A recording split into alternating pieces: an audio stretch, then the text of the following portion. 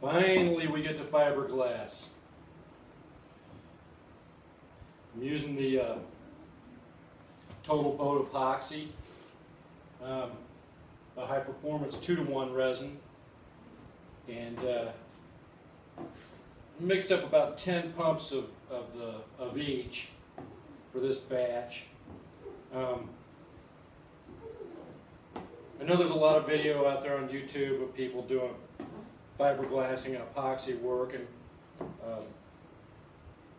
actually last night, before I decided to start doing this, we laid the cloth all out so that we kind of let it hang and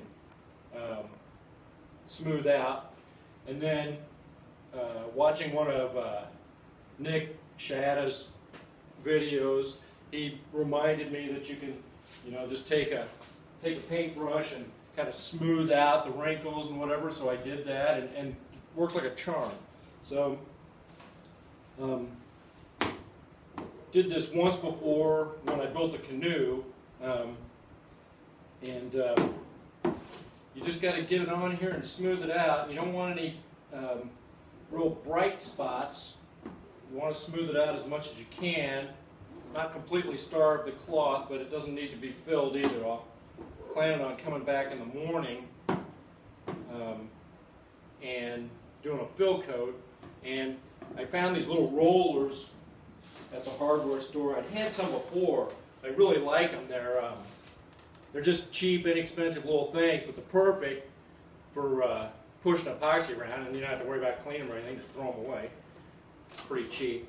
So anyway, I'll do that for the fill coat in the morning, and my thinking is to try to, let this set up overnight. I don't know what it is, maybe 9 o'clock now. By 6 o'clock or so in the morning, when I get on this will have set up good enough that we can put a fill coat on it. At the same time, it won't be completely cured, which is good because then we can still get a chemical bond and not have to do any sanding or anything to put that next coat on here.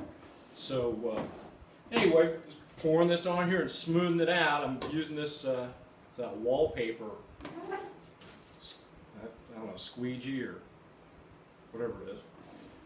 But it's working pretty good. Just smoothing this out on here. Trying not to get it all over myself. That's a plus.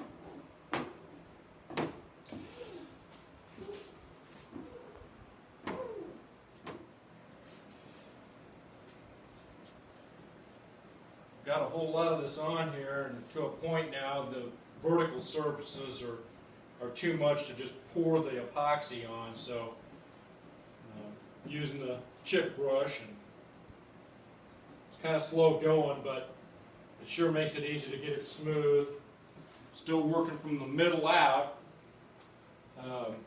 in an effort to keep from having any wrinkles and subsequent bubbles in the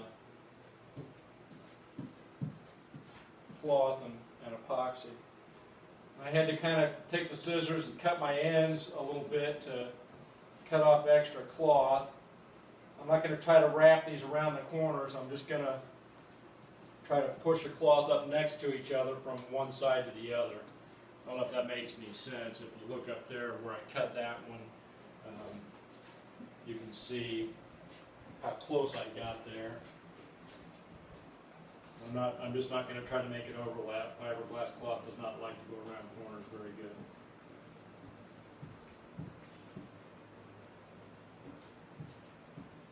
The other thing I'm doing is trying to keep a wet edge. So in other words, by that I mean, since I've been working from the middle out, when I mix up my next little batch, and I have been mixing up little batches, 3-4 pumps at the most, then I'll go to this side, then after I get done here, the next batch I'll mix up, I'll go to that side, so that I'm still working on not letting the epoxy just set up in one spot. The other thing that I did is I got a new brush and a new container, because the epoxy was going off in the old container. Even though I was mixing up new batches in it, I could feel it thick in the bottom of it, and it was kind of getting to be a mess. So new container, new brush, and then of course with the new brush, I cut off half the bristles. I learned that from Lou. But even so, I noticed I had a couple of little bristles that wound up in the epoxy. I bought these blue shop rags, and I use so many of them. They're just so wonderful. I don't care. Just throw them away, you know. I was able to get the bristles pretty much out of here. Now I'm all the way down to the end down here, and this is on the transom. And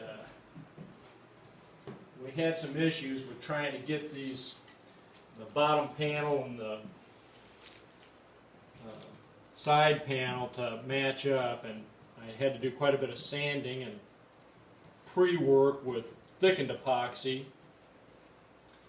You can see here where we sanded down into the grain just a little bit in a layer of the plywood, but it doesn't look too bad, and at least it's smooth. I'm not trying to put